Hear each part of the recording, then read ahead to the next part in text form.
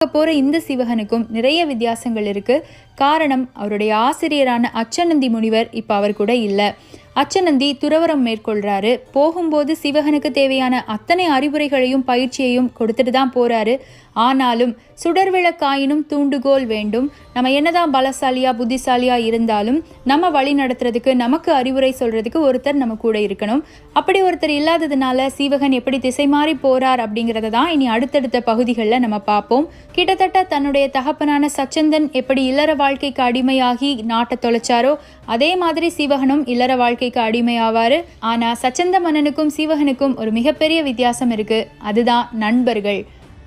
உடுக்கை இழந்தவன் கைபோலாங்கே இடுக்கண் களைவதாம் நட்பு என்பதற்கிணங்க சீவகன் தன்னுடைய நண்பர்கள் கேட்காமலேயே அவர்களுக்கு நிறைய உதவி செஞ்சிருக்காரு. அதுக்கு கைமாறா அவருடைய நண்பர்களும் அவர் கேட்காமலேயே அவருக்கு நிறைய உதவிகள் செய்வாங்க. திசை மாறி போற சீவகனை தன்னுடைய